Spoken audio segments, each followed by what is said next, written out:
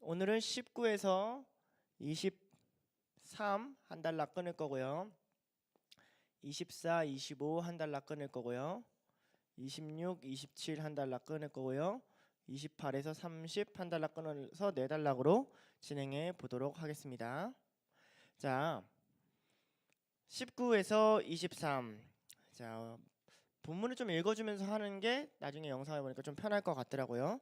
느부갓네살이 분이 가득하여 사드락 메삭 아벳느고를 향하여 얼굴빛을 바꾸고.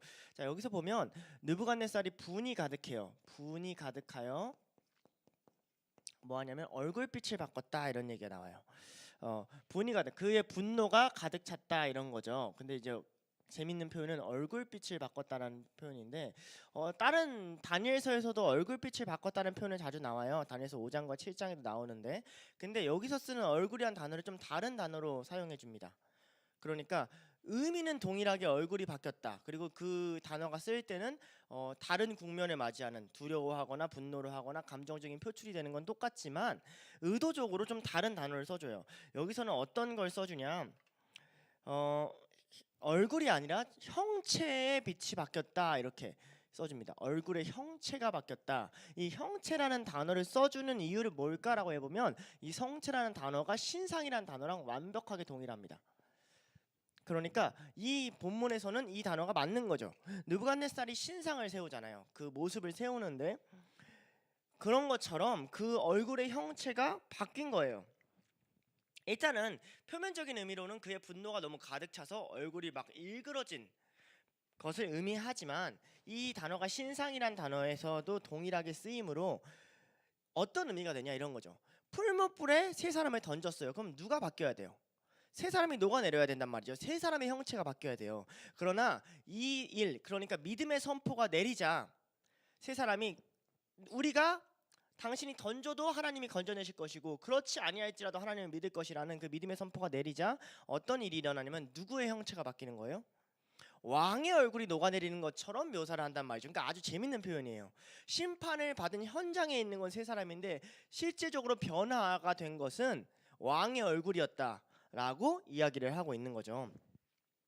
그리고 나서 여기서 이제 7번을 더 뜨겁게 해라, 7배를 더 뜨겁게 해라 이렇게 얘기를 하는데 이것은 비유적인 표현의 가능성이 매우 높아요. 일단은 이 단어와 쓰이는 문장 자체가 속담, 그러니까 페르시아의 속담의 형식을 빌려서 썼어요. 그러니까 속담처럼 문장을 구성하는 걸 보면 비유겠구나, 직접적인, 그러니까 진짜로 7배를 올려라가 아닐 가능성이 높구나 하고, 두 번째로는 금속의 온도 농도를 보통 1300도라고 해요. 그러면 7배를 올리는 주조 기술이 그 당시에 있었냐? 네, 그걸까 불가능하다고 봅니다. 그러니까 현실적으로도 7배의 금속을 녹이는 기술에서 7배를 올리는 건 불가능하기 때문에 태양열 발전소 이런 게 아니잖아요. 원자 발전소가 있었던 게 아니니까. 그러니까 그냥 이 말은 이제 의미론적으로 가야 되죠. 의미론적으로 가면 무슨 말이죠? 완전히 뜨겁게 해라, 최대치로 올려라 이런 의미로 되는 거죠. 최대치로 올려라, 최대한 뜨겁게 해라 라는 거죠. 근데 과연 그럼 성경에서 이렇게 불에 던져서 죽이는 이런 일들이 비일비재했는가를 찾아보면 비일비재했습니다. 생각보다 화형은 그 당시에 익숙한 거였어요. 심지어 창세기부터 나오는데 창세기 38장 24절이나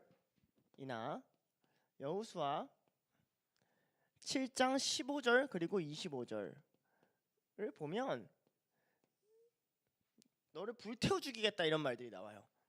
창세기 38장에 보면 유다가 하는 말인데, 다말에게 석 달쯤에 어떤 사람이 유다에게 일러 말하되 내 며느리 다말이 행음하였고 그 행음함으로 말미암아 임신하였느니라. 유다가 이르되 그를 끌어내어 불사르라. 화형식을 했다는 거죠. 그러니까 분노가 극심할 때 예전부터 화형식을 많이 했고, 여호수아로 보면 온전히 바친 물건을 가진 자로 뽑힌 자를 불사르되 이렇게 얘기하고, 이제 여호수아가 이제 아간을 칠 때 모든 물건과 아간을 불사를 할라 이렇게 하는 불사름의 일이 있었다는 거죠. 왜냐하면 불은 심판의 상징이기 때문에 그래요. 근데 이게 단순히 이스라엘 쪽만 그렇진 않고 고대 중동에서 불은 신의 심판을 늘 상징했어요. 그러니까 소돔과 고모라가 불 심판을 받을 때도 여호와를 아는 아브라함만이 그것이 하나님의 심판이라고 여긴 게 아니라 그 당시의 문화의 저변에는 신이 이 도시를 벌했다라는 기본적인 사고방식이 있는 거죠. 느부갓네살이 이들을 다른 곳이 아니라 풀무에 던지겠다고 하는 것도 같은 맥락으로 이해할 수 있어요.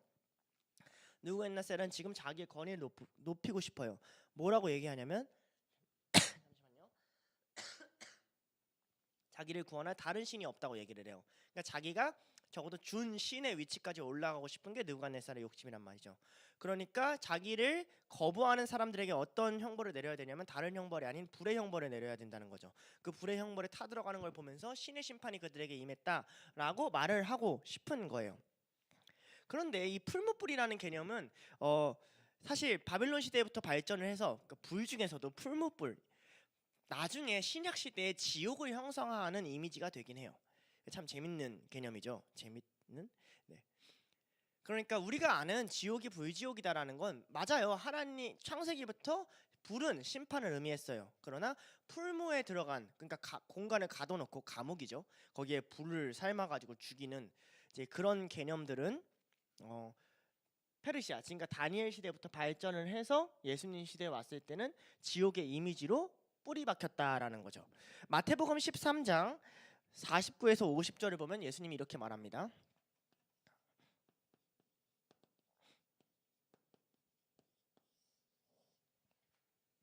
세상 끝에도 이러하리라. 천사들이 와서 의인 중에 악인을 갈라내어 풀무불에 던져 넣으리니 거기서 울며 이를 갈리라 라는 거죠. 에스겔서 22장 18에서 22절에도 이런 얘기를 해요.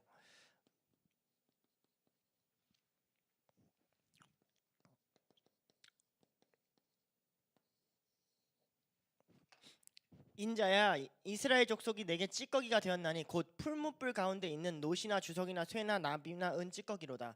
그러므로 주 여호와께서 이와 같이 말씀하셨느니라. 너희가 다 찌꺼기가 되었은즉 내가 너희를 예루살렘 가운데로 모으고 사람이 은이나 노시나 쇠나 나비나 주석이나 모아서 풀무불 속에 넣고 불을 붙여 녹이는 것 같이 내가 노여움과 분으로 너희를 모아 거기에 두고 녹이리라.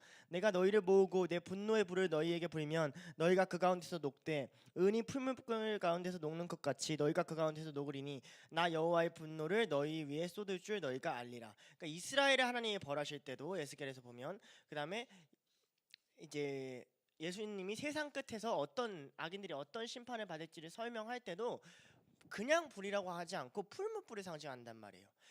그래서 지옥이라는 개념이 완성되는 거예요. 거대한 풀무인 거죠. 가둬놓고 있는 감옥. 그런데 어떤 감옥? 불타는 감옥. 원래 쇠나 은이나 나비나 녹여야 되는 거기서 다 녹아서 없어지는 그런 개념을 사용하는 데 쓰는 거죠. 그러니까 이들이 받는 심판은 느부갓네살의 의도 속에는 그냥 왕의 말을 안 들어 무시무시한 심판을 주겠어가 아니라 그 이스라엘에게 지옥이라는 개념이 생길 정도로 혹은 이미 생성되었을지도 모르는 어마무시한 신들의 형벌을 너희에게 내리겠다라는 의미가 있는 거예요. 그러니 미안해요. 이 사고의 저변에는 단순히 그냥 우리의 육신이 고통을 받고 왕이 협박을 했어 라는 표면적인 이야기도 있지만 그들의 신의 형벌과 우리의 신의 구원이라는 신들의 싸움이 벌어지는 개념이 발생을 하는 거죠. 무슨 말인지 좀 이해가 되셨죠? 그런데 누구를 이 풀무불에 어떻게 하냐면 20절에 보면 군대 중 용사 몇 명에게 명령하여 라는 용사라는 단어를 굉장히 독특한 단어를 써내려가요. 자, 이 단어가 뭐냐면 끼퍼르 하임 구브린 끼바레 하이디브 하일레. 근데 이제 그 중에서 용사 이제 끼뽀르 하임이라는 단어인데 원래는 히브리어로 유력한 자란 뜻이에요. 누구한테 쓰냐? 보아스한테 쓰는 말이에요. 그러니까 부유한 자, 유명한 자한테 쓰는 말이고 또 반대로는 다윗의 30명의 용사들 할 때 쓰는 단어가 이 용사라는 단어예요. 그러니까 이게 그냥 단순히 군대에서 그냥 군인 아무나가 아니라 그 느부갓네살이 굉장히 믿는 혹은 그 중에서 힘이 제일 센 혹은 이름난 누군가를 불러온 거예요. 어떨 때도 쓰냐? 사울 왕이 다윗에게 너 골리앗 못 잡아. 너는 소년이고 그는 어려서부터 용사라 할 때도 쓰는 말이에요. 그러니까 전쟁 영웅, 이름난 사람, 유력한 자, 유명한 사람 어떤 사람을 데리고 오는지 알겠죠? 모르겠나요? 그러니까 이제 이런 거죠. 이 세 명을 잡아 쳐넣는데 그냥 아무 군사나 불러온 게 아니고 삼국지 같은 걸로 치자면 막 여포 이런 사람 불러온 거예요. 관우 이런 사람. 너희들이 들쳐매. 왜? 절대 벗어나지 못하게, 반항하지 못하게. 그러니까 이 왕의 분노가 어느 정도인지 알겠죠? 왕의 분노가 너무 커서 불만 세게 지피라는 게 아니라 자기 군사들 중에 가장 센 놈, 가장 무시무시한 애를 잡아서 들어서 던지라는 거예요. 근데 이게 참 아이러니해요. 자, 그리고 그들이 그냥 던져진 게 아니라 어떻게 던져졌죠? 아벳노고를 결박하여 결박당해서 풀무불에 던져졌어요. 근데 이게 사실상 그렇게 의미 있는 행동은 아니에요. 왜냐하면 풀무불에 던져지면 일단 기본적으로 죽습니다, 사람이. 딱히 묶을 이유가 없어요. 그런데 풀무불에 던져졌음에도 불구하고 이들을 결박하라는 거예요. 왜? 만에 하나 이들이 불에 들어갔다가 뛰쳐나와서 도망갔을 경우를 미리 사전에 방지하는 거죠. 다시 말하면 이 일이 있을 때 이 왕의 분노가 극심해서 야, 불을 제일 뜨겁게 해. 야, 용사들을 보내. 야, 묶어. 지금 어떻게 해서든 빠져나갈 구멍이 하나도 없게 완전히 죽을 수밖에 없게끔 이를 세팅하고 설계하고 있음을 알 수 있죠. 당시의 풀무의 모습은 알 수 없는데 어떻게 지금 적혀 있냐면 20절에 보면 풀무불 가운데 던졌다 그래요. 그러니까 두 가지를 우리가 지금 추론할 수 있어요. 풀무의 모습이. 풀무의 입구가 위에 있고 이렇게 항아리 모양처럼 땅을 파서 불을 던져서 넣는 이런 모양의 풀무였을 수 있고요. 2번은 풀무에 사람이 들어갈 만한 옹기가 있고 그 다음에 여기에 입구가 있지만 여기로 던져 넣었을 가능성이 있어요. 무슨 말인지 알겠죠? 그렇지만 이 풀무는 엄청 거대한 풀무였다는 거죠. 그냥 일반 작은 풀무가 아니라 어느 쪽이든. 근데 만약에 첫 번째 풀무였을 경우는 이제 나올 수 있는 근거리였겠죠. 왜냐면 나중에 나오라고 했는데 기어 나오니까요. 어느 쪽이 됐든 두 번째 풀무는 이렇게 나왔을 거고요. 어느 쪽이 됐든 이들은 풀무로 들어간 게 앞에서 들어간 게 아니라 위에서 아래로 들어갔다는 점이 굉장히 재밌죠. 구덩이 같은 데를 던져 넣은 거죠.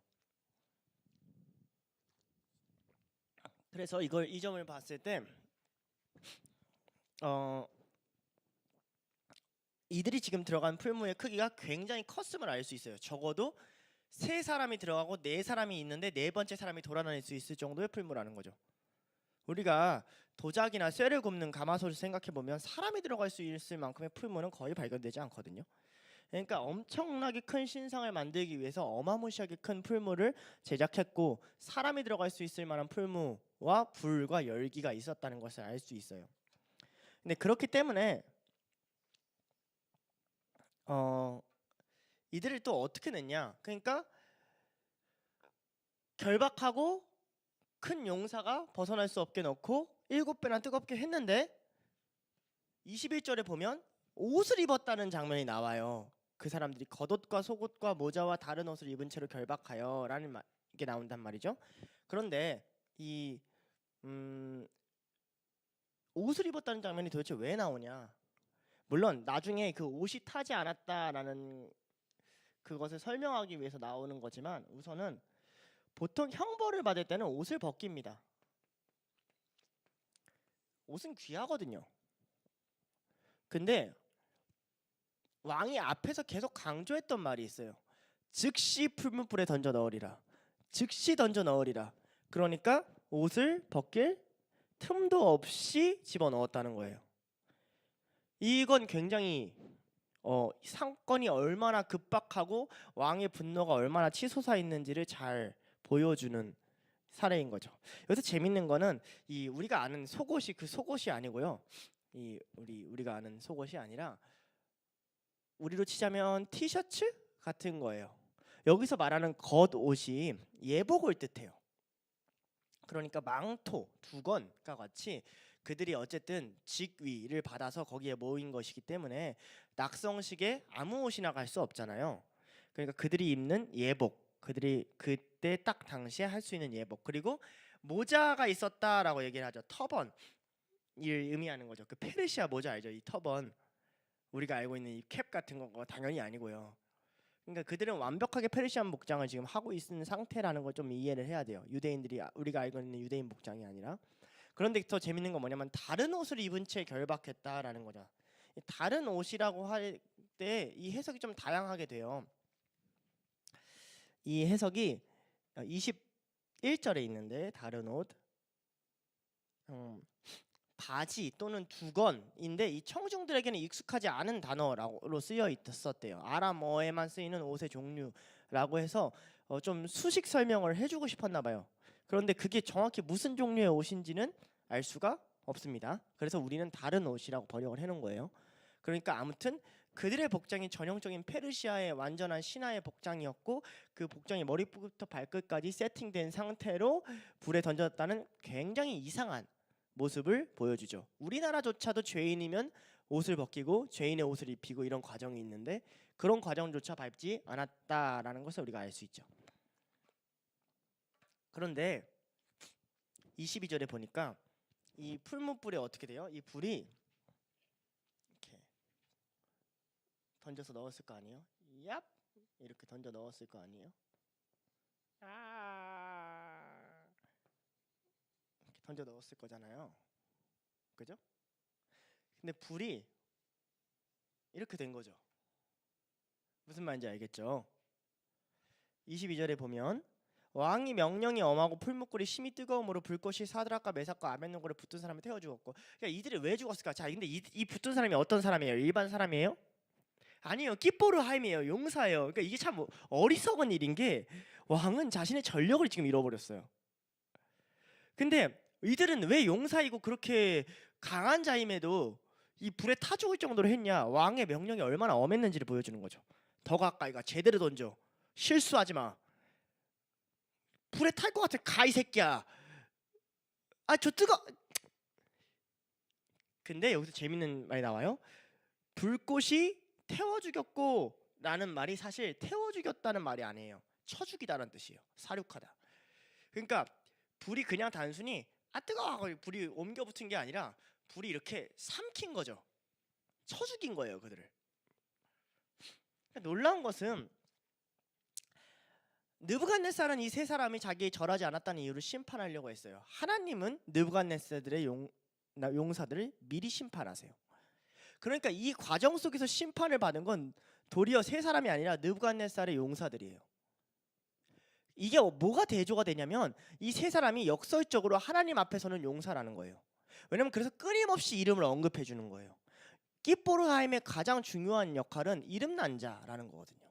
근데 사드락 메삭 아벳느고가 라는 말을 얼마나 많이 반복하는지 보세요. 오늘 본문에 사드락 메삭 아벳느고가 메삭 아벳느고를 사드락 메삭 아벳느고가 누가 깃보르하임이에요? 누가 하나님의 용사예요? 이 세 명이에요.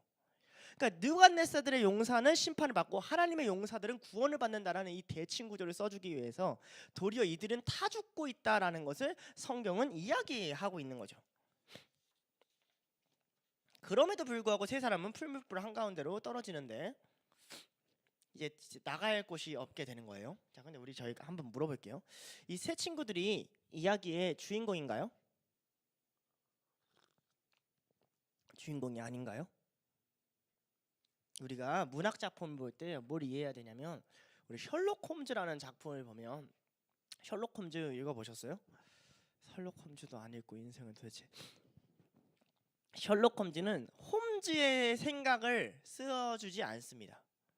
셜록 홈즈는 홈즈의 조수인 왓슨이라는 사람이 홈즈를 관찰하는 이야기를 쓰는 형식으로 진행이 돼 있어요.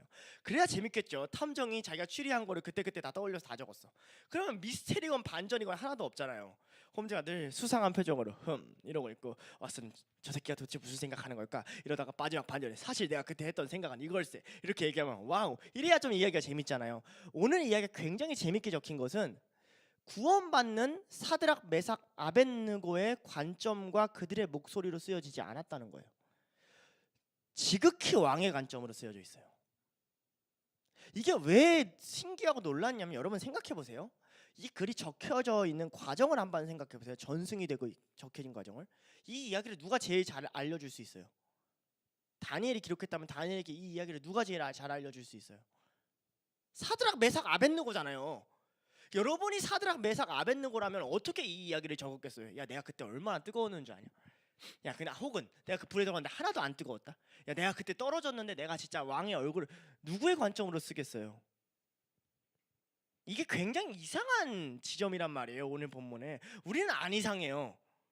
우리는 그냥 성경을 막 읽으니까. 근데 사드락 메삭 아벳느고, 여러분도 그러잖아요. 여러분이 간증을 하는데 자기 입장에서 간증을 해야지. 여러분이 예를 들면 필리핀에 가서 선교를 했어. 근데 이야기를 필리핀에 있는 어린아이 입장으로 이야기를 풀어. 그때 신동숙이가 나한테 가까이 왔어. 그러니까 그러면 듣는 사람은 흥미진진이야 하겠다만, 그러니까 의도가 있다는 거죠. 왕의 입장만 기록해줘요. 그리고 세 친구의 이름도 우리가 왜 하나냐 아사랴 이렇게 안 부르고 사드락 메삭 아벳느고라 부르냐면 이 3장에서 너무나도 많이 사드락 메삭 아벳느고라 부르기 때문에 그렇거든요. 왜? 왕의 관점이니까. 왕은 얘네들을 하나냐라고 부를 리가 없잖아요. 자, 의도적으로 이들이 겪었던 두려움, 떨림, 무서움, 구원에 대한 갈망 이런 것들을 내려놓게 했어요. 이들은 자기 자신을 드러내고 싶은 게 아닌 거거든요. 최대한 자기를 내려놓고 왕이 되려는 자, 신이 되려는 자, 위대한 자의 입장에서 여호와를 바라보는 관점을 기록하고 싶은 게 오늘 본문의 핵심이에요. 그 자의 입장에서 사드락 메삭 아벳느고를 보면 어떻게 보이냐면요, 그들은 분명 내 말대로 환난 속에 빠져요. 그들은 분명 저 아래로 떨어져요. 근데 그들에게서 나타나는 장면은 오늘 본문 내내 해가 없고 그냥 걸어 나오라니까 걸어 나오고 들어가라니까 들어가고, 마치 이 일이 아무것도 아닌 것처럼 태어난, 도리어 얼굴이 분개하고 일그러지고 놀라고 두렵고 떨리는 감정의 기복이 있는 인간 같은 모습은 누가 갖고 있어요? 느부갓네살이 갖고 있어요. 성경은 오늘 본문에서 환난에 떨어지는 관점으로 믿는 사람은 어떻게 해야 하는가를 보여줘요. 자, 잠시만요. 그 세 친구들은 있잖아요. 심판과 같은, 느부갓네살 입장에서도 신의 형벌과 같은 불구덩이 속으로 떨어져요. 그냥 그 친구들은 아마 거기서 우리가 구원받을 거야라고 생각 안 했을지도 몰라요. 왜냐하면 말 자체를 혹 그가 구원하지 않을지라도 난 당신에게 전하지 않겠다 했으니까 아, 이제 우리가 죽는구나 생각할 수도 있죠. 그런데 성경은 이렇게 기록하는 거예요. 그렇지만 변화된 것은 왕의 형체이고 죽은 것들은 용사들이야. 그렇지만 인간과 같았던 건 느부갓네살이야. 그러면 세 친구는 어떠했는가? 세 친구는 외적으로도 그리고 기록된 바 내적으로도 변함이 없는 모습처럼 기록을 하는 거예요. 이게 기독교인이 세상의 눈에 어떻게 보일까를 기록하는 굉장히 묘한 방식이에요. 기독교인이 위대함은 어디서 들어가냐? 변함 없음에서 드러나요. 환란이 와도 변함이 없고 부유해져도 변함이 없고 높은 자리에 올라도 변함이 없어. 왕이 그들에게 권한을 주고 왕이 그들에게 바벨론의 그 지방을 다스리는 직책을 줬음에도 절하지 않는 꿋꿋하고 변함없는 모습을 보이고, 환란 속에 불구덩이 가운데 던져서도 변함이 없는 모습을 보여요. 누가 변하냐? 믿음이 없는 자, 신앙이 없는 자, 하나님을 모르는 자. 내가 힘을 갖고 있다고 믿지만 도리어 초조해 보이고 불안해 보이는 것은 느부갓네살이다라는 것으로 문학적인 대조를 시키는 거죠. 이거 우리한테 굉장히 중요해요. 세상이 여러분들을 언제 신앙인으로 볼까요? 여러분들이 안 바뀔 때예요. 쟤는 안 바뀌네. 처음에 그게 우리를 욕먹는 조건이게 되고 환란으로 쳐넣는 조건이기도 해요. 왜 이렇게 타협을 해? 타협을 안 해? 왜 이렇게 똑같아 너네들은? 그런데 그게 지속되면 뭘 봐요? 저게 신념을 가진 사람이구나. 저게 무언가 믿는 사람의 모습이구나 라는 걸 발견하게 된다는 거죠. 자, 이제 24절에서 25절로 넘어가 볼게요.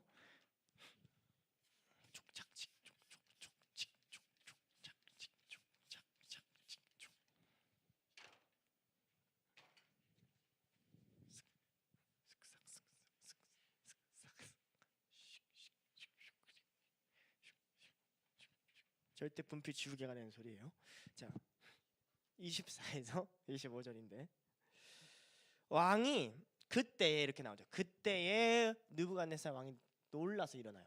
그러니까 그때라고 하는 건 이어서 즉시 이런 뜻입니다. 그러니까 던져서 바로 죽어야 되잖아요. 왜냐하면 불꽃이 밖에 있는 사람을 삼킬 정도로 뜨거우면 안에 들어가는 사람은 말할 것도 없잖아요, 그죠?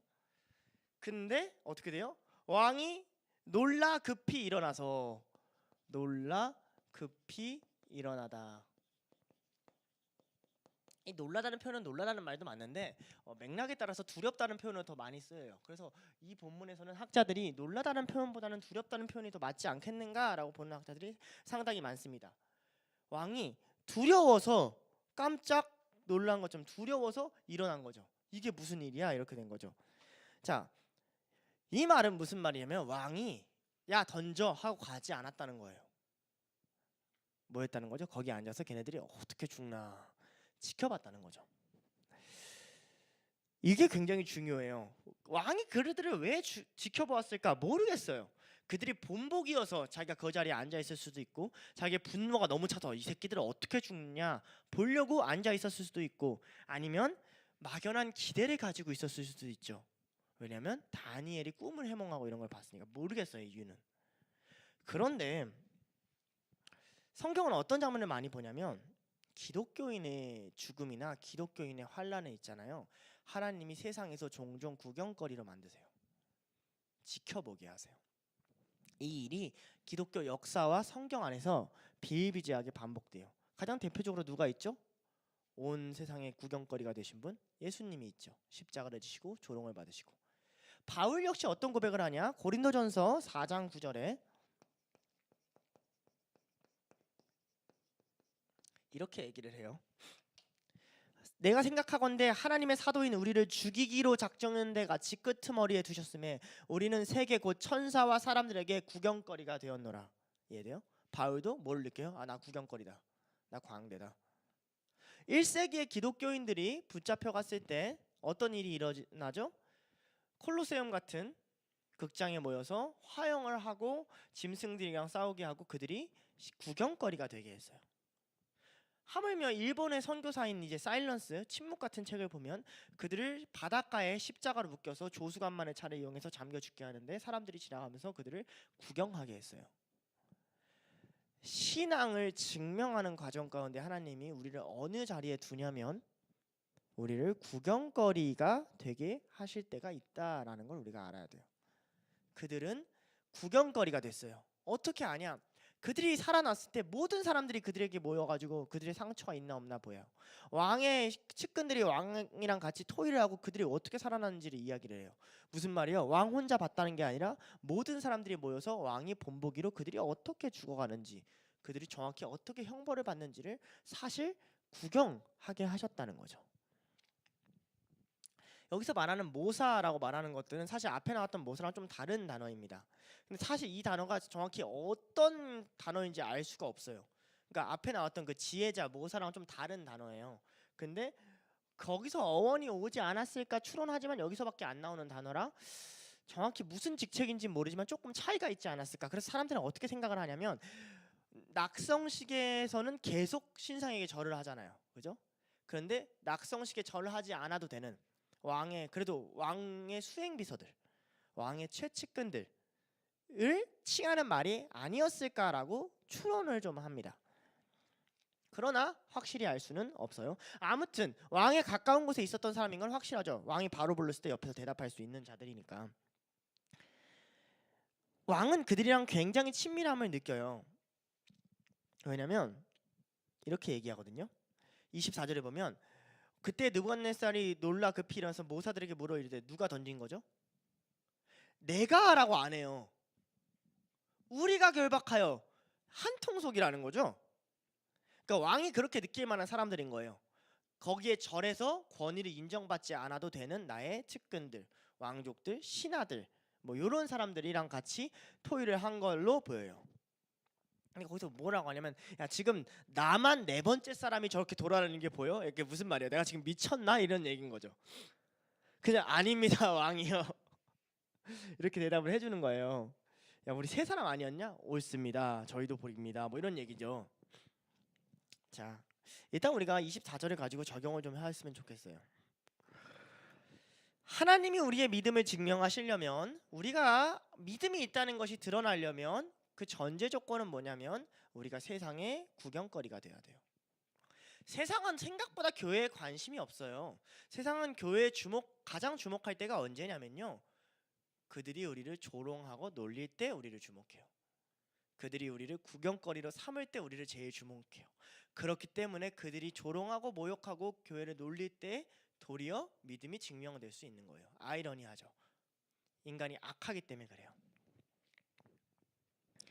기독교는 세상이 가장 주목할 때 죽음을 무릅쓰고 신앙을 증명하는 자들이다 라고 성경은 말을 하고 있는 거죠. 그런데 그 가운데 죽지 않고 하나님이 뭘 증명하시냐면 네 번째 사람이 있다라는 거예요. 보라 하면서 왕이 얘기를 해요. 이제 히브리어는 힌네와 같은 단어인데, 주목하라, 보라, 하나님이 하신 일을 보라라는 감탄사를 써주죠. 왕은 자신이 보고 있는 광경을 굉장히 강조해요. 근데 재밌는 게 뭐냐, 신명기 같은 데 보면 하나님의 현현, 신의 현현이 불과 함께 할 때가 많아요. 신명기 5장 4, 5절에 보면 이런 장면이 나와요.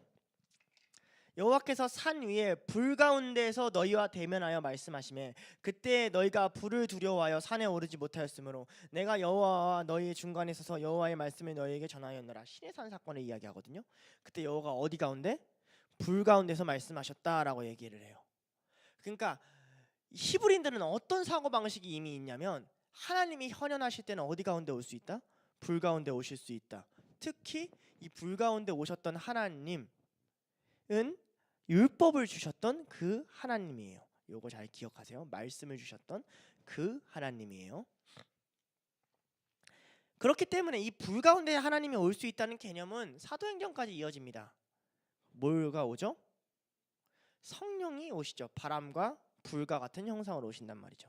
그리고 말씀이 아니라 언어를 회복하세요. 말을 회복한단 말이죠. 자, 이 불 가운데로 지났는데 이들이 안전하다라는 이 말은 사실 이사야서 43장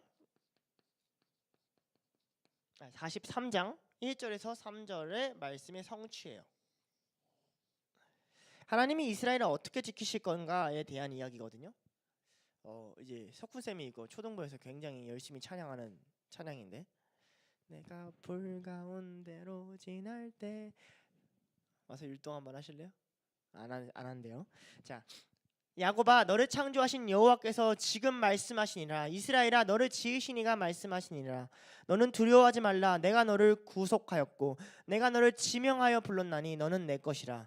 내가 물 가운데로 지날 때에 내가 너와 함께 할 것이라. 강을 건널 때에 물이 너를 침몰하지 못할 것이며 내가 불 가운데로 지날 때도 타지 아니할 것이요 불꽃이 너를 사르지도 못하리니 대저 나는 여호와 내 하나님이요 이스라엘의 거룩한 이요 내 구원자임이라. 내가 애굽을 너의 속량물로 구스와 스바를 너를 대신하여 주었노라. 이스라엘은요 물 가운데로 지날 때 여호와가 지키는 건 여러 번 경험해봤어요. 강 가운데로 지날 때도 지키는 것도 경험해봤어요. 홍해랑 요단강이 가장 대표적인 사건이죠. 근데 아직 이렇게 불 가운데로 지날 때 지키는 건 경험해보지 못했어요. 그런데 이사야서에는 미리 먼저 어떤 예언을 하냐면 물 가운데뿐만 아니라 너희가 불 가운데로 지날 때, 그러니까 심판에 나타내는 크게 두 가지 카테고리인데, 노아의 홍수처럼 물의 심판이 있고 세상 마지막 심판처럼 불의 심판이 있는데, 그 심판조차도 내가 너희를 지명하여 불렀으니 내가 너희를 구원할 거야, 지켜줄 거야 라는 약속을 이사야서에 한단 말이죠. 그리고 그 세 사람이 기대했던 안 했던 그 성취를 지금 다니엘서에서 이루고 계신 것을 볼 수가 있어요. 놀랍죠? 이방 땅으로 끌려가서 어떤 얘기가 있냐면 너희가 불 가운데 심판받을 거야 라는 예레미야서의 저주 고백이 있는 한편, 이사야서에는 너희가 구원을 받을 건데 너희가 불 가운데 안전할 거야 라는 구원 고백도 같이 있는 거예요. 그럼 당연하게 이렇게 생각할 수 있죠. 불은 원래 우리를 죽이는 역할이죠. 우리를 소멸하는 역할이에요. 근데 그 가운데 어떤 분이 계시냐면 그곳을 돌아다니는, 원래 불 가운데 현현할 능력을 가지고 계신 어떤 사람이, 어떤 존재가 그 가운데 있었다라는 거예요. 느부갓네살이 그를 어느 정도로 자세히 볼 수 있었는지는 오늘 본문에 이렇게 설명을 해요. 느부갓네살이 그를 볼 때 불 가운데로 다니는 대로 상하지 아니하였고 그 넷째의 형상은 신의 아들들과 같도다라고 얘기를 한단 말이죠. 그러니 그 위대한 형상을 가진 신상이 있는 가운데 완전 다른 모양의 무언가를 하나님이 집중시키는 거예요. 움직이지 못하는 신상을 세워놓은 가운데 움직이는 어떤 모양을 가져오는 거예요. 이것은 무슨 말을 하냐면 느부갓네살이 세운 너의 저 신상은 죽은 신이라는 걸 의미하는 거죠. 움직일 수 없잖아. 그리고 나서 자유롭게 돌아다니고 움직이는 이 형상은 어떤 형상이냐? 불 가운데서 있는데 상하지 않았다. 그러니까 어느 정도 가까운 곳에서 봤으면 알 수 있죠. 적어도 얘가 불에 타지 않네를 구분할 수 있을 정도의 거리에서 지금 느부갓네살은 쳐다보고 있음을 알 수가 있어요. 하나님은 결박할 수 없는 영이죠. 근데 누군가는 이를 성자 예수님의 현현이다라고 보기도 하고, 또 다른 누군가는 이를 성령의 임재다라고 보기도 하고, 또 다른 누군가는 이것을 천사를 하나님이 보내신 것이다라고 이야기도 하기도 해요. 정확한 답은 알 수 없지만 우리가 본문 안에서 힌트를 하나 얻을 수 있어요. 좀 이 힌트가 조금 빈약한 까닭은 이 본문이 누구의 관점으로 적혀서? 느부갓네살의 관점으로 적혀서 그래요. 그렇지만 유대인들의 해석이 이 관점에 포함됐다는 것을 믿어보면 이런 힌트가 있죠. 느부갓네살이 이렇게 얘기해요. 그 존재를 보고 넷째 모양은 신의 아들과 같다. 자, 그리스 신화에서는 신의 아들이 꼭 신일 필요가 없어요. 헤라클레스 같은 사람이 있잖아요. 반신반인. 헬라 문화에서는 그래요. 고대 중동 문화, 페르시아 바빌론 문화에서는 신의 아들은 반드시 신이에요. 이 말이 이해가 돼요? 느부갓네살이 말하는 신의 아들이란 말은 신을 의미해요. 신과 같은 존재를 의미해요. 우리랑 좀 뉘앙스가 좀 달라요. 우리는 약간 헬라 문화처럼 이해할 때가 많아요. 신의 아들이면 신이 아닌가 이렇게 생각할 때가 많은데, 도리어 신과, 왜냐면 그들은 신의 형상이라는 걸 떠올리는데 제약을 많이 받았어요. 내가 말했잖아요. 고대 세계관은 하늘 자체가 신이었다고, 땅 자체가, 부유 자체가 신이요, 이런 식으로 믿었다고. 그러니까 신이 형상을 가졌을 때 그것을 신이 낳은 것, 신이 나타난 것으로 여겼기 때문에 신의 아들, 곧 신, 곧 신과 같은 것을 의미할 때 보통 그렇게 써준다는 거죠. 그러니까 신과 같은 게 나타났다라고 이해하는 게 우리는 좀 받아들이기가 좀 편할 거예요. 그런데 우리는 신의 아들이라고 하면 떠오르는 게 딱 있죠. 하나님의 아들, 예수님의 현현일 것이다라는 힌트를 찾을 수가 있어요. 그렇기 때문에 이 장면은 어떤 장면으로 해석이 되냐면 최후의 심판 때, 불심판 때 하나님이 그의 믿는 사람들을 어떻게 보호하실 거에 대한 예표다라고 보는 해석이 주류예요. 무슨 말인지 알죠? 그러니까 교회는 불의 심판 안으로 같이 걸어가요, 안 걸어가요? 걸어가요. 심지어 세상은 우리를 불 가운데 던질 거라고요. 그럼에도 불구하고 그 가운데 우리가 안전한 까닭은 신의 아들이 그 가운데, 우리가 묶여 있을지라도 그는 자유로우시며 우리가 불 가운데 있을지라도 그가 상함을 입지 않으시기 때문에 우리가 안전할 것이다 라고 보는 장면인 거죠. 힐송의 노래가 있죠. Another in Fire 이라고 노래가 있어요. Another in the Fire. 우리는 세상 한가운데서 불과 같은 상황에 놓여요. 성경은 있잖아요.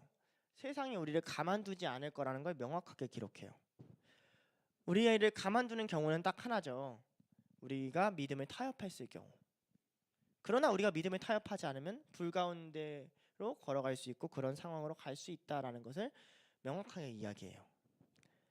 그러나 동시에 그들의 형벌이 우리에게 끝까지 미치지 못함은 그 가운데 우리를 구원하시는 예수 그리스도가 있다고 얘기를 해요. 예수님도 이런 얘기를 하시죠. 너희의 몸은 사를지라도 너희 영혼은 사르지 못하는 그들을 두려워하지 말라라고. 우리는 죽어도 죽지 아니하는 하나님의 아들의 영을 받은 자들이에요.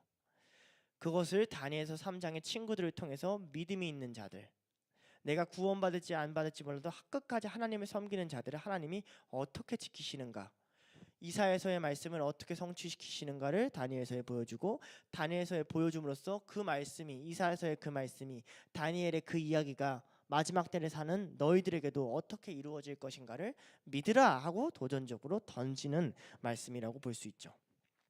우리 26절, 27절 가보도록 할게요.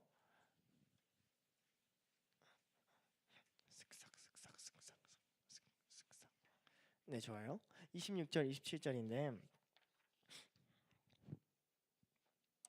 왕이 깜짝 놀랐으니까 이제 26절에는 그리고라는 표현이 생략돼 있어요. 그러니까 왕은 일어나자마자 바로 간 거죠. 바로 묻자마자 이거 무슨 일이야? 이거 내 사람 지금 안 보이냐? 지금 나만 보이는 거냐? 미친 거냐? 아니 왕이요, 저희도 보입니다. 그치? 막 이러면서 이렇게 간 거죠. 엄청 가까이 간 거예요. 지금 왕은 앞에 자기의 용사들이 타 죽는 걸 봤어요. 근데 자기도 그 아귀까지 걸어가는 거예요. 물론 왕이 걸어가니까 불의 온도를 내렸겠지만 순식간에 불이 꺼지지 않잖아요. 그러니까 지금 두려움에도 불구하고 거기를 걸어가고 있는 거예요. 그리고 언제까지 걸어가냐? 적어도 자기의 목소리가 상대방에 들리고 그 응답이 들릴 정도로 가까이 가고 있는 거죠. 아귀라는 이 말은 문이란 뜻이에요. 문. 그 문 앞까지 갔다라는 뜻으로 쓰이고 있어요. 느부갓네살은 그러면서 무슨 얘기를 하냐? 지극히 높으신 하나님이라는 말을 해요.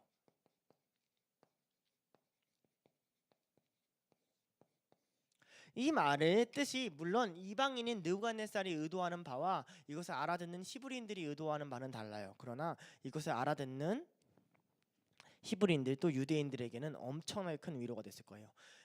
지극히 높으신 하나님이란 말은 다신교를 믿는 바벨론에게는 모든 신들 중에 가장 높은 신이라는 의미로 사용이 돼요. 그러나 유대인들에게는 그런 의미로 사용되지 않아요. 모든 신들이 아니라 오직 유일하신 여호와를 사용할 때, 상징할 때 나타내는 말이에요. 그러니까 그 말을 전하는 사람은 그런 의도가 아닐지라도 그 말을 듣는 그들의 백성은 율법과 시편의 고백들을 알고 있기 때문에 저자가 유일하신 하나님의 이름을 칭송한다라고 들을 수밖에 없어요. 또 하나는 이 말은 후대에 가면 지극히 높은 곳에서는 영광이요라고 하면서 구원자를 칭송하는 말로 바뀌기도 해요. 그런데 이 말을 전해주는 거죠. 자, 오늘 말씀은 우리에게 무엇을 알려주냐?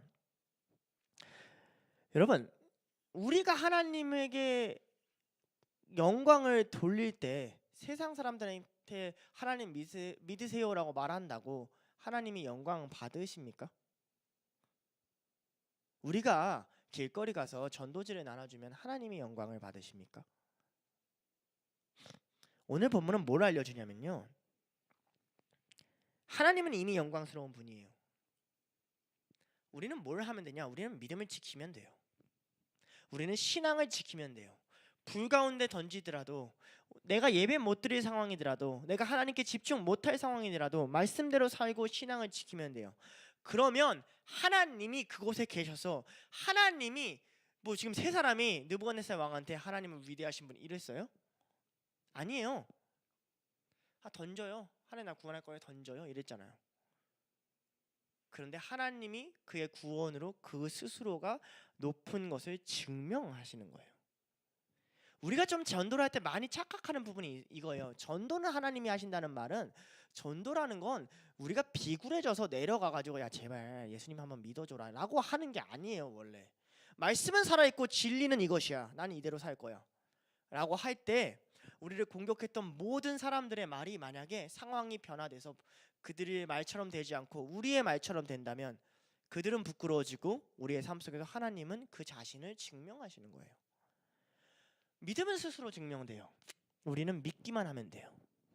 성경은 스스로 증명돼요. 우리는 따르기만 하면 돼요. 이 세 사람들은 이런 거죠. 그들의 불러 나오게 하자 그들은 불 가운데서 나왔어요. 물론 용광로가 정확히 어떻게 생긴지 알지 못하므로 뭐 이렇게 생겼다고 하면, 조금 천장이 낮다고 하면 나가볼까? 낑낑낑 이렇게 나왔겠죠. 자, 그러자 총독과 지사와 행정관과 왕의 모사들이 모여 이랬어요. 자, 왕이 지금 모이라고 명령했어요, 안 했어요? 안 했어요. 그들 원래 뭐 하고 있어야 돼요? 절하고 있어야 돼. 지금 무슨 일인지 알겠어요? 모든 게 다 중단되고 지금 난리가 난 거예요. 왕을 혼자 뛰어가고, 야, 얘들이 와가지고 무슨 일이야? 야, 쟤네 왜 살아났어? 막. 그래서 여기서 진짜 재밌는 게 하나 더 있어요. 몰려들었어요. 자, 이 많은 이들이 이제 구원의 증인이 된 거죠. 그런데 그들의 몸을 이제 살며시 살피는 거죠. 야, 괜찮아, 이게 말이 되냐? 이거 살피는데 아까 전에 나오지 않았던 장면이 있어요. 모자가 안 나와요. 그러니 우리가 추론할 수 있죠. 던졌을 때나 어떻게 했을 때 모자가 벗겨져서 떨어졌겠구나 라는 걸 추론할, 재밌는 상상을 한번. 무슨 말인지 알아요? 분명 모자를 쓰고 들어갔고 머리털이 걸리지 않았대. 모자는 안 나와. 옷은 다 보는데. 그러면 모자는 떨어졌을 수 있겠구나 라고 우리가 상상할 수 있죠. 모자는 저기 구석지에서 이제 타고 있을 수도 있고 모르죠. 자, 그런 걸 상상할 수 있어요. 성경을 자세히 본 사람만 알 수 있는 재밌는. 그렇지만 불탄 냄새가 없었다라는 이 마지막 장면이 되게 중요해요. 불탄 냄새가 없었다는 건 불의 냄새가 그들의 앞을 지나가지 않았다가 직역이에요. 불의 냄새가 그들을 지나가지 않았다. 이 말은 뭐냐? 그들은 불의 영향권에 아예 닿지를 않았다. 그러니까 우리가 어떻게 추론할 수 있냐? 저는 이렇게 추론할 수 있을 것 같아요. 자, 불 가운데 이렇게 쏙 던져졌어요. 그럼 마치 불이 이렇게 원형의 고리를 만들듯이 이렇게 그들을 막 피해가는 거죠. 그리고 그들이 나올 때도 불이 이렇게 피해가는 거예요. 불이 이렇게 죄송합니다. 제가 비켜드릴게요. 제가 이렇게 불이 이렇게 자리를 비켜주는 그런 느낌이 아니었을까라고 우리가 추론할 수 있어요. 하나님이 하시는 보호는 이와 같죠.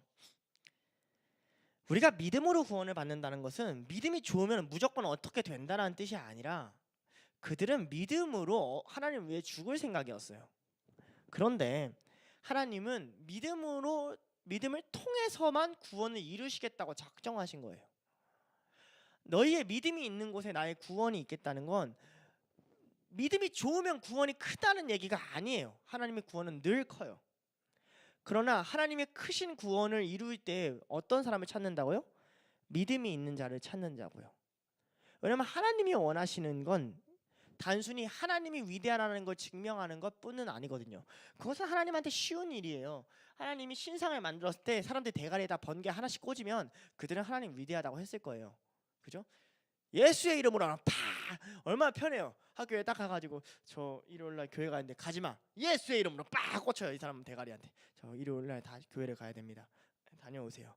근데 한 번도 안 가는데 그럼 한 번 더 빡! 보내줄 때까지 대가리에 번개 꽂아봐요. 피레침처럼. 그럼 안 보내주겠어요? 보내줘야겠다. 그렇게 안 하신다고요. 믿음으로 일하신다고요. 우리의 믿음이 증명되게 원하신다고요. 우리의 신앙이 증명되게 원하신다고요. 그러므로 사람들로 하여금 하나님만 위대하시다가 아니라 하나님을 의지하는 자도 그와 같다라는 고백을 듣고 싶어 하신다고요. 어느 부모가 아이를 모든 것을 다 해줘서 키우려고 합니까? 어느 부모가 아이가 자라기를 원하잖아요. 부모랑 교류하기를 원하잖아요. 하나님의 구원이라는 건 그런 거예요. 내가 나의 자녀를 도와줄 텐데 나는 나의 자녀가 이 일에 아무것도 아닌 존재가 아니었으면 좋겠어 라는 거죠. 그들이 지극히 높은 하나님의 종이라는 것이 드러났으면 좋겠어.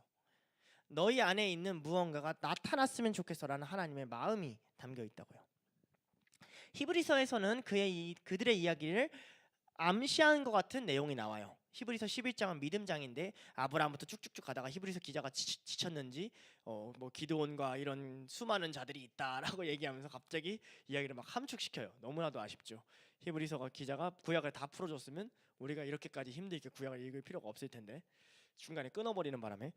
근데 히브리서 11장 34절에 무슨 얘기를 하냐면 불의 세력을 멸하기도 하며 칼날을 피하기도 하며 할 때 이 불의 세력을 멸하기도 하며를 아마도 다니엘과 세 친구를 지칭한 말이 아니었을까라고 생각을 해요. 하나님은 어떤 분이시냐? 하나님의 보호는 생각보다 엄청 섬세합니다. 하나님은 우리의 머리털 하나까지도 헤아리시고 지키시는 분이에요. 누가복음에서는 마지막 환란 때에 이렇게 설명을 해요. 누가복음 21장 17절에서 18절인데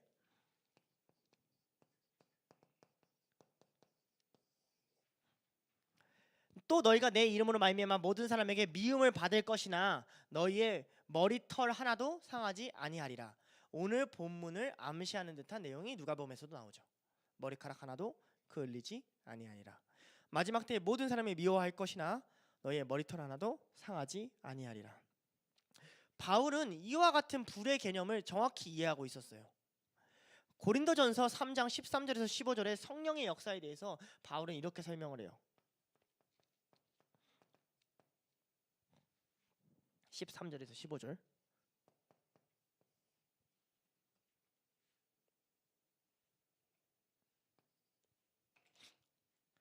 각 사람의 공적이 나타날 터인데 그날의 공적을 밝히리니 이는 불로 나타내고 그 불이 각 사람의 공적을 어떠한 것을 시험할 것이라. 만일 누구든지 그 위에 세운 공적이 그대로 있으면 상을 받고 누구든지 그 공적이 불타면 해를 받으리니 그러니 자신은 구원을 받되 불 가운데서 받은 것 같이 하리라. 이게 무슨 말이냐? 공적이란 말이 어려워서 우리가 하는 말인데 일이에요. 일. 하나님 앞에 행한 일들. work이에요. work. 하나님 앞에서 어떤 각 사람의 행한 일이 나타날 것인데 불로서 나타내리라. 그게 하나님께 합당하지 않으면 그 일이 타버릴 것이고 그 일이 하나님 앞에서 합당하면 그대로 남아있으리라 라고 성령의 역사를 이야기를 해요. 믿음을 가지고 하나님 앞에 산다는 건 이런 게 있어요. 성령이 내 안에 있다는 건 어떤 두려움이 있어야 되냐면 우리가 믿음을 가지고서도 하나님이 아닌 수많은 것들을 다 세울 수 있잖아요. 그죠? 타버릴 거라는 거예요. 하나님 우리를 온전히 지켜주기 원하면 우리 안에 온전히 하나님의 것만 세워놓으면 돼요. 하나님은 하나님의 것이 아닌 것들을 하나님의 품으로 끌어들이지 않아요. 태워버려요. 성령의 역사로. 그들이 온전히 불 가운데 서 있었어요. 그들은 온전히 전심으로 자신의 몸을 바쳐 하나님 안에 서려고 했어요. 하나님은 그들의 모든 것을 지키셨어요. 이 일이 같이 가는 거죠. 적용점인데 그가 한 일이 그대로 남아 있었어요. 하나님은 새 친구의 고백을 받으셨고 누구든지 그 일이 있으면 그대로 상을 받을 거예요. 예수님의 능력은 우리를 불 가운데서 지킬 수 있어요. 예수님이 우리에게 묻는 건 이거죠. 너희는 지극히 하나님의 높으신 종이냐? 공적이 나타날 때 너희는 너희의 것들이 서 있을만 하냐? 너희의 믿음은 어디에 있냐? 라고 우리에게 물어보시는 거죠. 28, 29, 30절을 갈 건데요.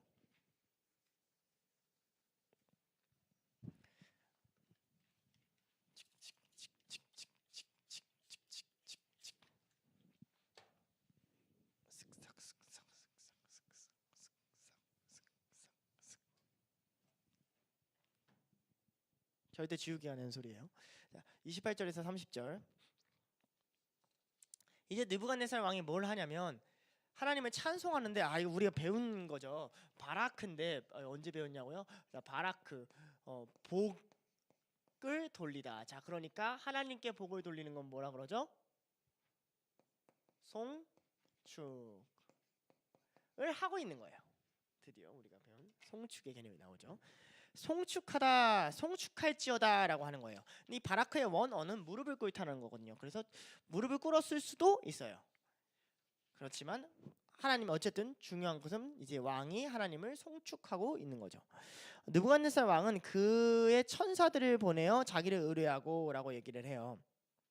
여기서 천사들, 말라크라는 단어인데 이 천사들은 단순히 진짜 우리가 생각하는 랄랄라라 랄랄라라 랄랄라라 하는 이런 인간 나방 같은 애들이 아니라 말아크라는 이 단어는 천사이기도 하고 영적 존재,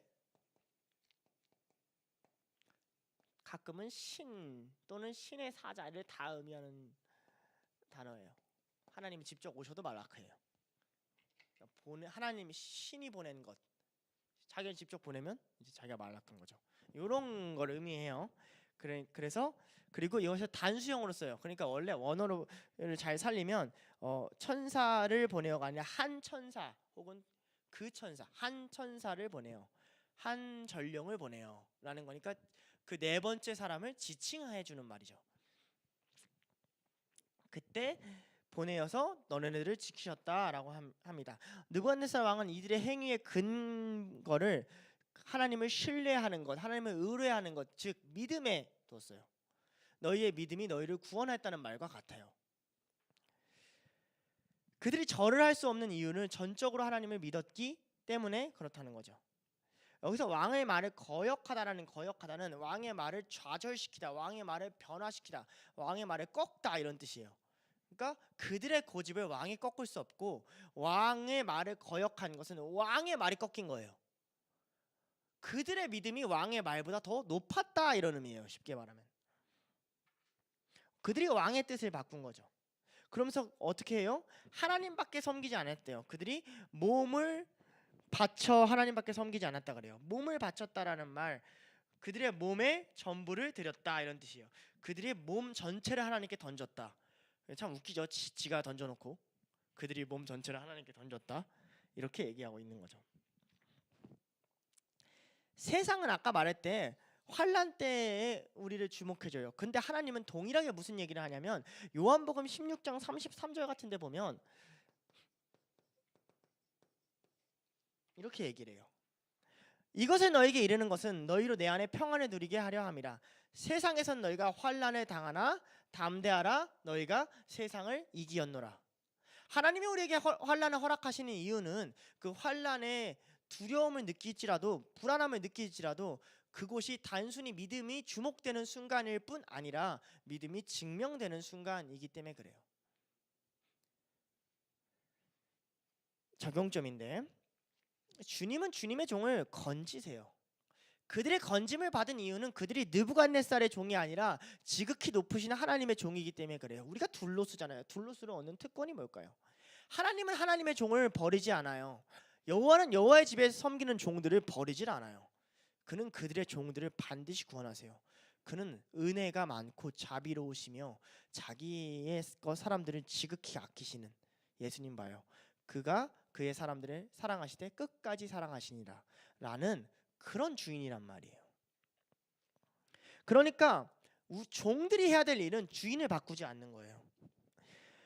위대한 신을 믿기 때문에 느부갓네살 따위를 섬길 수 없는 거예요. 왕은 거기에 놀라운 경의를 표하는 거예요. 믿는 자의 구원이란 이런 의미예요. 우리가 왜 구원을 모르냐면요. 여기서 구원이라는 이 단어가 정확한 뜻으로는 옮겨지다라는 뜻이거든요. 자, 어디서 옮겨졌어요? 여기 얘네들은 불 가운데 좀 불을 잘 그린 것 같아요. 불 가운데서 옮겨졌죠. 여러분 우리가 왜 구원의 능력을 모르냐면요. 우리가 가만 놔두면 어디에 있어야 될 존재인지를 몰라서 그래요. 풀무불에서 하나님이 옮겨주시면 얼마나 감사하겠어요. 그죠? 우리가 하나님 안 믿어도 풀무불에 있다고 생각을 안 하는 거예요. 하나님은 저들이 맹인을 인도하고 낭떠러지로 떨어지는 자고 저들이 불 속으로 들어가는 자들이라고 예수님은 분명하게 말하고 있어요. 세례요한이 얘기해서 너희들이 그렇게 하면 나무의 뿌리가 찍혀 불로 탈 거라고 이야기하고 있어요. 그런데 우리는 그걸 받아들이질 않아요. 에이, 그냥 하나님 나를 구원하셨겠지. 그래, 나를 건져내셨겠지. 내가 어디로부터 옮겨졌는지를 알지 못하면 구원의 감사도 없고 하나님의 능력과 영광을 알지도 못해요. 하나님이 아무리 우리를 죽음의 세력으로부터 건져낸다고 할지라도 우리는 하나님을 믿는 믿음이 절대 자라나지 않는 거죠. 그래서 하나님은 우리 삶 속에 환난을 허락하십니다. 그래서 보여주는 거예요. 내가 너의 모든 것으로부터 구원했는데 그것으로부터 구원을 못하랴? 너희 삶 속에 환난을 내가 허락하마. 너희가 그것에서 믿음이라는 것이 무엇인지를 배웠으면 좋겠다. 너희가 그것에서 내가 너희에게 이룬 구원이라는 것이 무엇인지를 배웠으면 좋겠다. 너희가 받은 그 은혜와 그 처지가 어떤 것인지를 깨달았으면 좋겠다. 그 구원을 경험한 사람은 이제 앞으로 받을 그 놀라운 구원, 영원한 나라에 들어가는 그 구원의 감격을 이해를 할 수 있게 된다고요. 우리는 평생 아무런 감동도 없고 또한 아무런 환난도 없는 삶을 원해요. 그게 평안이라고 생각을 해요. 예수님은 그렇게 얘기하지 않아요. 너희가 환난에 당하나 평안하라라고 얘기를 해요. 환란이 우리를 무너뜨릴 수 없음을 아는 실력이 예수님이 생각하는 평안이지 아무런 일이 일어나지 않는 게 평안이 아니에요. 내겐 구원자가 있고 그가 세상을 이길 것이기 때문에 어떤 문제든지 아무렇지도 않게 뚫고 나갈 수 있는 믿음의 실력을 가진 자만이 평안할 수 있지, 그냥 가만히 놔둬서 아무 일도 일어나지 않는 삶을 산다면 도리어 마음속에는 불안이 커져가고 구원의 감격은 점점 내려가요. 여러분들이 정말로 평안한 삶을 살기를 원한다면 환난을 마주해야 돼요. 이게 참 아이러니해요. 환난을 마주할 때는 평안하지 않겠지만 환난 안에서 하나님이 하시는 구원을 경험하면 경험할수록 여러분의 마음에는 강한 평안이 임할 거예요. 잘 기억해야 돼요. 그러니까 아무 일도 안 일어나게 해주세요라고 기도하지 말고 하나님, 당신의 구원을 믿고 나아갈 수 있는 믿음을 허락해 주세요 하고 기도해야 된다는 거죠. 이제 왕은 조서를 내려요. 포로기 때의 조서는 절대적인 권한을 갖고 있어요. 에스더서를 보면 왕이 이 조서를 취소하지 못해가지고 다른 조서를 내리고 막 이 일을 막 복잡하게 만드는 장면이 나오거든요. 그런 것처럼 이 조서는 약간 왕도 다시 어떻게 못하는 절대적인 명령을 갖고 있어요. 근데 느부갓네살 왕이 이 일을 해준 이유는 다른 이들이 하는 시기와 질투로부터 이들을 보호해 주려는 명목도 있는 것 같지만 이 조서의 이야기들은 정말 재밌는 대비가 있어요.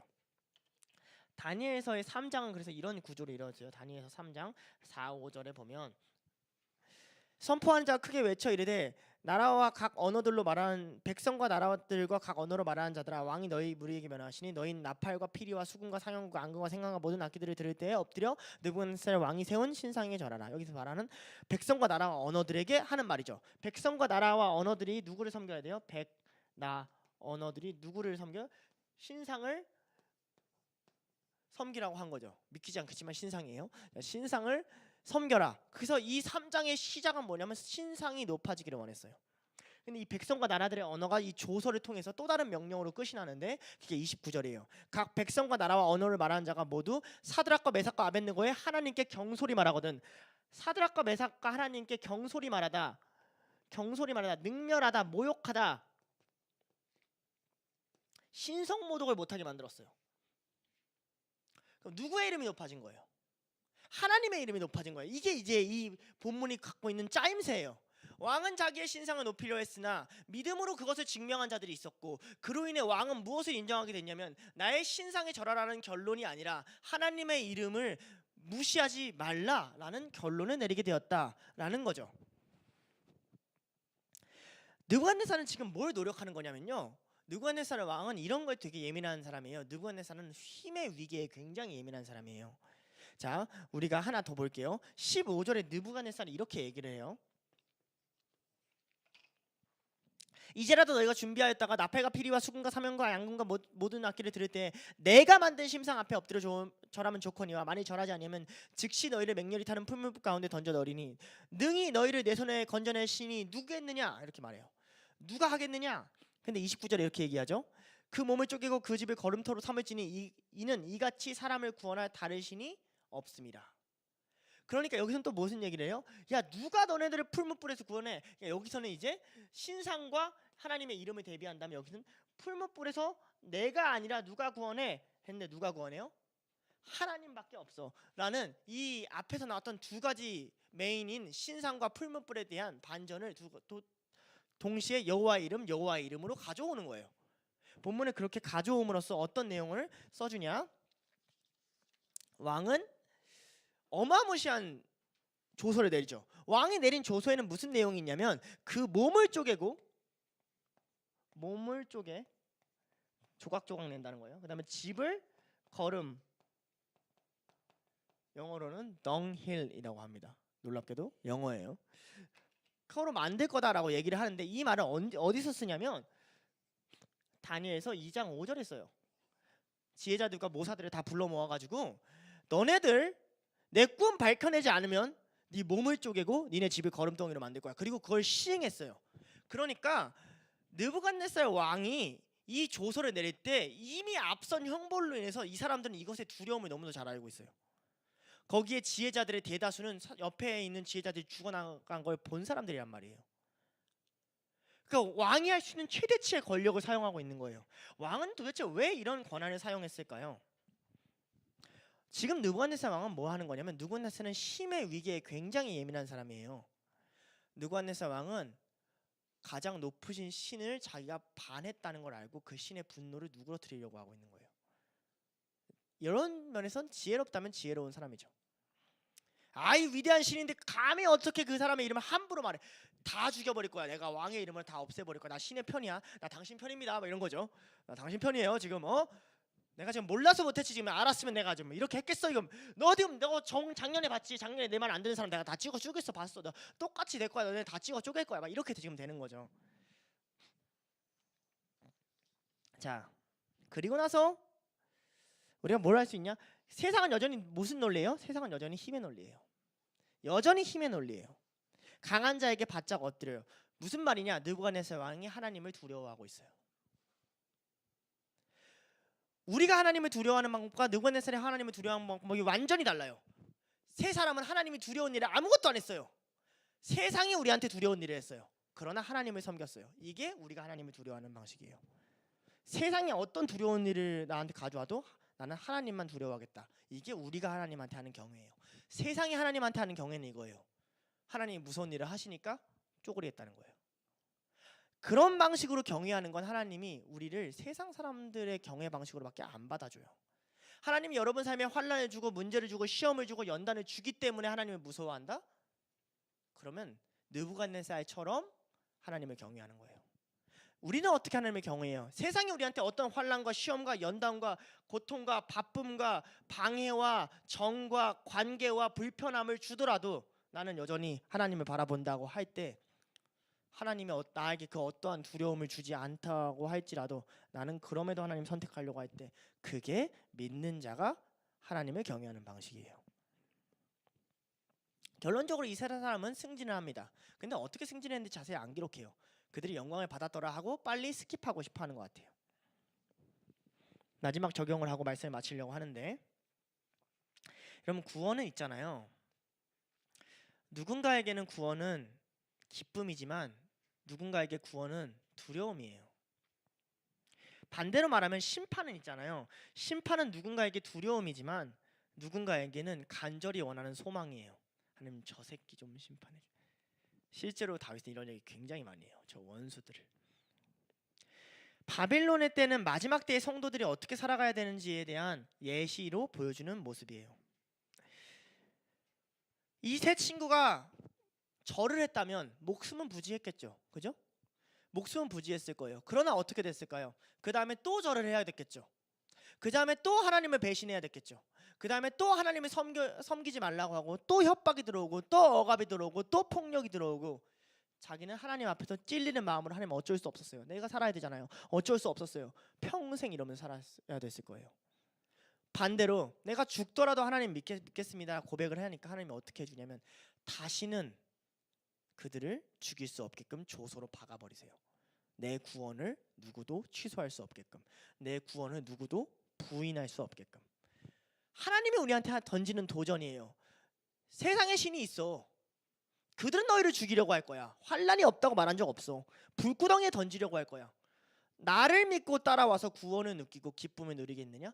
한 번의 도전으로, 믿음의 증명으로 그 다음에 하나님 앞에서 평안을 누리겠느냐? 아니면 그것이 두려워서 세상에 절하고 절하면서 너희는 끊임없이 괴로운 인생을 살겠느냐? 나는 나를 믿는 자를 결코 벌하지 않는 여호와다. 나는 불 가운데 너희와 함께할 여호와다. 너희가 이것을 믿느냐? 하고 우리에게 말씀하고 계십니다. 함께 기도하시겠습니다. 하나님 아버지 감사합니다. 우리가 말씀을 보았습니다. 우리가 이 세 친구와 같은 믿음이 없습니다. 하나님은 여전히 오늘도 우리에게 불 가운데서 건져내실 구원을 허락하시는 분임을 믿습니다. 하나님은 그의 능력을 믿는 자를 통해 증명하고 싶은 분임을 믿습니다. 그러나 하나님의 능력이 이 땅 가운데 드러나지 않는 것은 세상의 신상이 높이 섰을 때 모두가 그에게 절하고 아무도 하나님의 사람으로 목소리를 높이지 않기 때문이라고 생각합니다. 주님, 우리가 주님의 사람이 될 수 있도록 인도하여 주시옵소서. 주님의 이름만 높일 수 있도록, 아니 적어도 우리가 어떤 손해를 받더라도 주님의 뜻을 붙잡고 살아갈 수 있도록 인도하여 주시옵소서. 감사드리며 예수님의 이름으로 기도드렸습니다. 아멘.